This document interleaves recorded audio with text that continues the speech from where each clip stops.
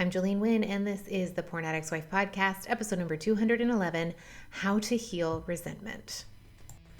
If your husband is struggling with a pornography problem and you want some help with it and you are not finding the resources that you like, you are in the right place.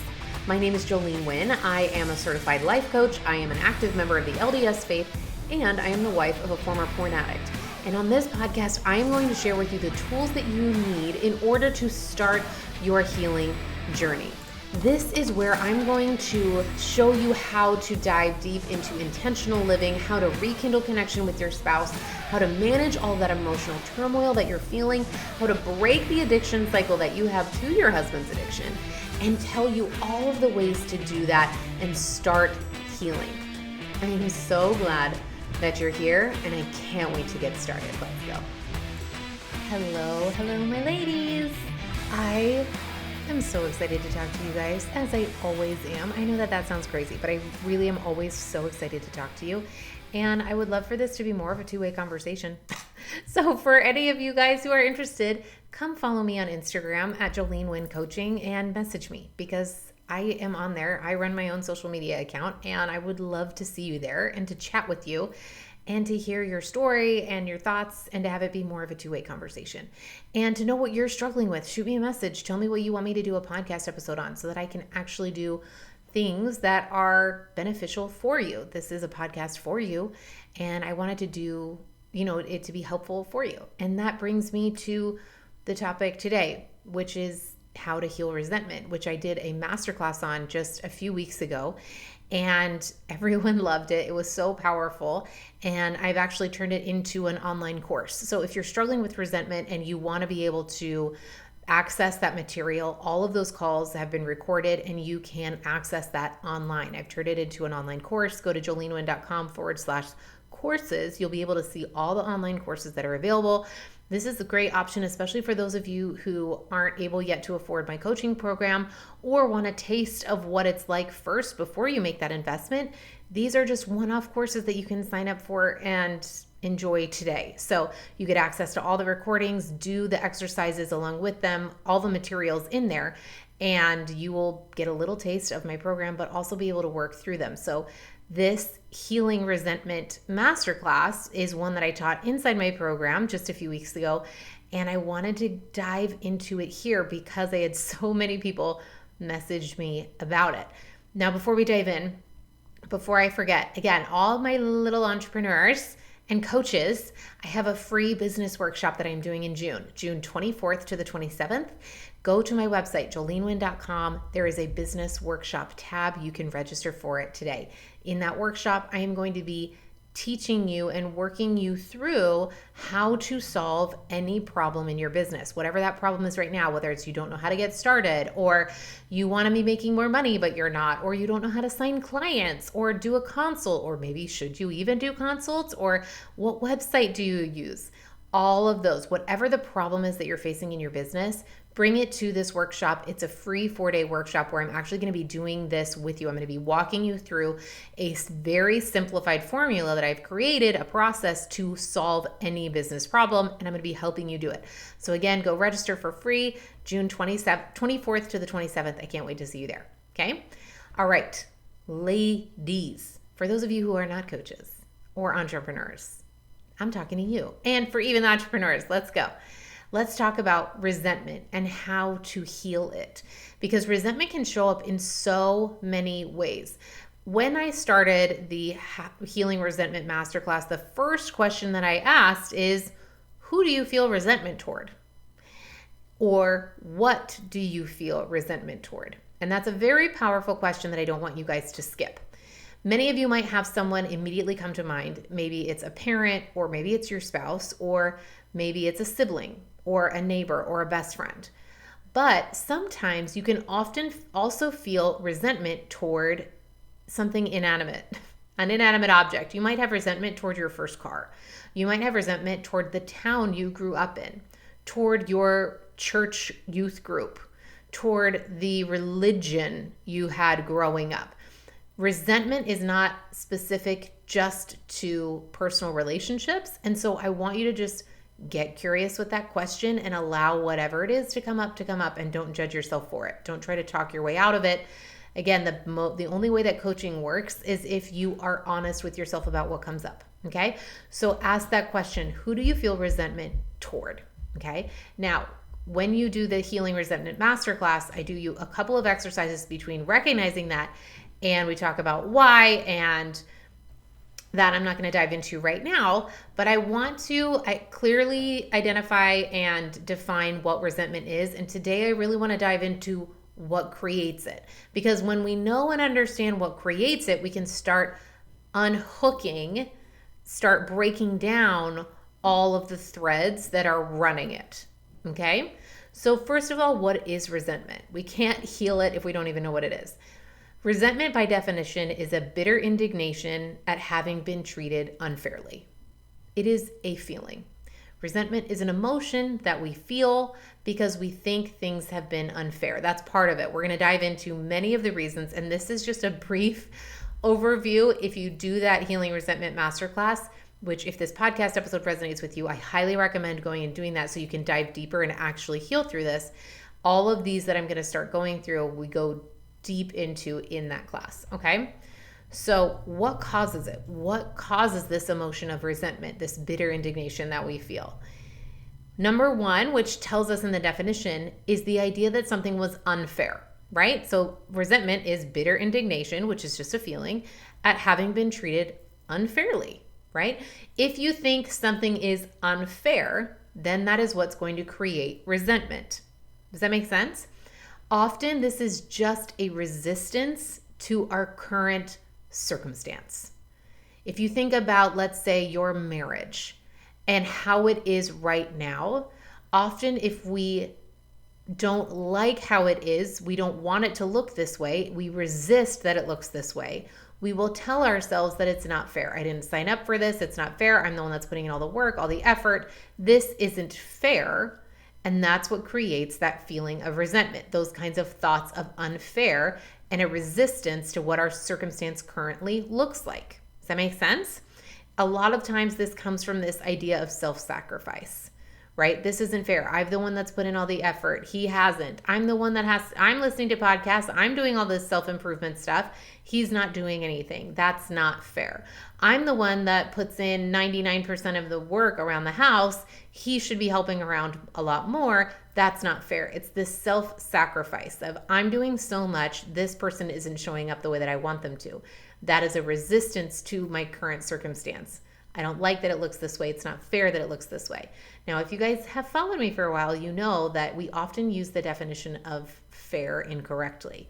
We think, or we typically use the definition of fair to mean that it's equal. We think that fair means you do 50%, I do 50%. However, that's not actually the definition of fair. Fair means that you've all played by the rules, okay? And like think of a game, like a soccer game. It's fair even if somebody loses. If somebody loses, that doesn't mean it was unfair. As long as everybody played by the rules, it's a fair game. And in a fair game, somebody loses. Does that make sense? So that's actually the definition of fair that I want you guys to think about and start shifting in your mind, because often when we think of something as unfair, it's typically that we're saying, I'm doing a disproportionate amount of the work. But maybe that is fair, right? Maybe your husband does a disproportionate amount of the income, and maybe you do a disproportionate amount of the housework. Now, I'm not saying that we can't navigate that and help on both ends, but notice when you're feeling resentment based on this idea that it should be equal. That's our own misdefinition of unfair, okay? Here's another thing that causes resentment: manuals. I've done a podcast on manuals. You guys can go listen to it. I dive deep into this in my program. But manuals are basically your expectations and shoulds and shouldn'ts of people and yourself in your life. The roles that you play. A good mom should ... right? A husband should take out the trash. A husband shouldn't watch porn. A wife should make dinner 4 times a week, right? A mother-in-law should not call her son more than once a week. I don't know, whatever it is that you think other people should and shouldn't do. When you have those ideas in our head, and the problem is that most of the time this is subconscious and we aren't fully aware or cognizant that these are going on in the background. All we know is that we feel resentful because our best friend didn't call us on our birthday. And that's secretly coming from a subconscious expectation that best friends should call you on your birthday, right? So when things don't happen the way that you think they should, when other people don't show up the way that you think they should, when you have an expectation, when you have a manual, then it can create resentment when situations or circumstances or people don't behave how we want them to, how we expect them to, or how we think they should. Okay? Another thing that creates resentment is jealousy.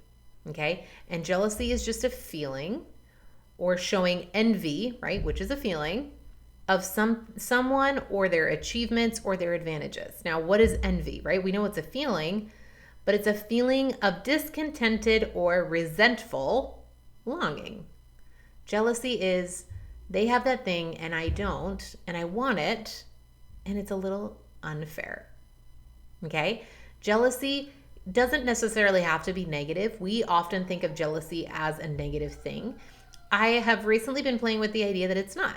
It could just be an indication, right? Jealousy itself is neutral. It's just an emotion that we feel, but we often label it as negative. We think that it's bad to be jealous, to be envious, and that's okay. I'm not saying that we should, but I also want to take a look at it and think, what if it's not as bad as we think it is? We could just take it as an indication of, oh, that's something that I desire. It's a problem when we then create resentment from it because we think that it's not fair that that person has it and we don't. Does that make sense? It's not fair that this person's marriage looks better on the outside than my marriage. It's not fair that her husband doesn't struggle with pornography and mine does. Okay? Imagine, I know this has come up so many times in coaching calls, is I'll have clients that will say, my friend was talking about her husband and their marital problems a little bit, and I just couldn't help but feel like jealous that the only thing that they had to deal with was this, tiny little argument that she didn't know how to get over. And I was jealous that that's all they had to deal with, right? And that's just your brain saying, this isn't fair that I have to deal with so much more in my marriage, even though logically you know that you don't actually know everything that's going on in their marriage and they could probably be dealing with exactly the same thing that you are. But our brain gets a little bit jealous, thinks it's not fair that they have different problems than we do, or when we perceive that they don't have any problems at all, right? Another thing, this is thing number 4, if you guys are counting, is blame. Blame creates so much resentment. It just fuels it. And it often comes from an unwillingness to acknowledge our own part in it, right? Does this make sense? We hold grudges and we want to blame the other person, especially our spouse, for having a pornography problem. Our marriage doesn't look as good as I wanted to because of him, because he's struggling with pornography. If he weren't, then everything would be fine. My problems are so minuscule compared to his, right? It's like, yeah, I might overspend, but at least I'm not looking at things on the internet that I'm not supposed to, right? We blame so much on the other person. And again, often it comes from an unwillingness to look at our own part in what's going on. We say, yeah, I don't feel connected to my husband, but it's because of his pornography problem. Rather than saying, all right, I don't feel connected to my husband. Let me take a look at why and what I'm bringing into it. I'm not going to take full responsibility. I'm not going to take responsibility, certainly, for what's his. It's not an over responsibility. It's not taking on what's not yours. But when we don't even take on what is ours, then we just create more blame and we can't go anywhere. And I'm going to talk about that in just a minute. Another thing that creates resentment is overwhelm, specifically of the past. When we allow ourselves to feel out of control, when we're overwhelmed with what has already happened, we feel very stuck. And when we feel stuck, then we need someone to blame. And when we have someone to blame, then we feel resentful, right? So the overwhelm of the past, of things that have already happened, things that we haven't had control over, is what often ends up creating a feeling of like, I am stuck and I can't get out of this. And that feels unfair. It's a very powerless place to be. And when we're in that place, we want to get out of it. We don't know how, or we think that we can't. Our brain looks for a reason why. It's like, okay, well, why are we in this? And it'll always find someone to blame that's not us, because we don't want to blame ourselves. And most of the time, our brain can't even get there. Our brain can't even acknowledge even the part that we've played in it. Again, It's an unwillingness to acknowledge our own part in where we are. But when we aren't willing to let the past be in the past, which is what our brain is designed to do, right? Our brain is designed to keep us alive. It uses the past in order to predict the future because things that are predictable, it doesn't have to worry about, right? So it makes sense that our brain does this, but it also then ends up just creating more of it, right? When your brain says that your husband is not trustworthy because he's lied so many times in the past, then it feels very overwhelming. You feel very stuck. You feel like you can't trust him in the future, so you don't, which just creates more distrust in the relationship, and the cycle just keeps going on. It takes very conscious effort to shift out of that. When we don't do that, that's what creates resentment, because we say, I'm in a marriage where there is no trust and it's not my fault because of everything that's happened. Does that make sense? Okay. The last thing that I want to share with you guys today is the last reason for what creates resentment, which is a lack of hope. When you don't give yourself hope, when you refuse to allow yourself to feel it, and I'm saying this intentionally this way, even though it feels like you would love to have hope, but it feels like you just can't. When you refuse to allow yourself to feel hope, then we feel stuck. And we're stuck in all of this mess, all of this emotional turmoil, all of the emotional baggage, all of the resentment and the hurt. We're stuck there, and then that's not our fault, and it's not fair that we have to be stuck there because it wasn't our fault to get there in the first place, and then that creates more resentment. Okay, it's a feeling of stuck. It's not our fault. It's unfair. Nothing can change. When you don't create possibility, and hope is what is possibility. Hope is what leaves the door open. It creates space for something to change in the future. Maybe it's him, maybe it's you. But hope for something to change, something to shift, something to look better tomorrow is what gives us possibility. It means that we aren't stuck. So we don't have to blame somebody for being stuck. And that means that it's not unfair because we still have control. Something can still shift. And that's the opposite of resentment, right? It's not that it's creating the opportunity for something to give. And when we deny ourselves that, that's when we create more resentment. And I am saying this on purpose. We do deny ourselves hope. For those of you who are like, I would not deny myself hope. It would be so nice to feel hope right now. No. Think about waiting for the other shoe to drop. Think about how unsafe it feels to hope for things to get better. How unsafe it feels to believe him when he says, I've been clean. Think of how unsafe it feels to hope that you could get past this. If you truly had hope that things could be different, then everything would change because you would behave differently. It's very scary to hope. Ladies, I get it. I have been there. It's scary to hope. It's scary to leave that open because when we leave things open, right, think of a door. Right now, when we don't have hope, when we refuse to allow hope, it's like we've closed a door, which isn't a great place to be. It's like we've locked ourselves in with our resentment, but it also feels safe. Our lack of hope feels safe because we know what's inside. When you open the door, yeah, the resentment can get out, but other things could get in. And that's very scary to our brains. It takes a lot of intentional work and a lot of mastering the tools of managing your mind and emotional processing in order to do this, in order to create a life where you do live in positivity and possibility, which is exactly what I want for you. Okay? This is what creates resentment. I want you guys to go through this as many times as you need to. If this resonated with you and you want to dive even more into it, again, that was just skimming the surface, giving you guys like an outline of one of the days in that masterclass. Go do it. Okay? Again, go to my website, jolenewind.com/courses. You will see all of my online courses in there, including the Healing Resentment Masterclass. And this is where we do the work. And if you want to do it even more, come coach with me. I will help you do this. Ladies, there is no reason for you to continue to struggle to do this on your own. It is slower, it is not as efficient, and you're not going to get as good of results because you don't know how to do it. Come work with me. I have created the perfect container for you to grow, for you to leave all of this behind, for you to actually heal, not only from resentment, but from everything you've been feeling. It is time to go forward. I love you ladies so much, and I will see you guys next week on a brand new episode, if I don't see you before then in my program. I love you so much. I'll talk to you next time. Take care. All right, ladies, if you enjoyed this podcast, then I want to invite you to come join my coaching program. This is where we take everything on the podcast and we actually get to apply it in order to transform your life. And I know that that is a big promise, but it's 100% true. On the podcast, it's like learning how to ride a bike. It's like reading a book, an instruction manual via audio on how to ride a bike. And my coaching program is where you actually ride the bike.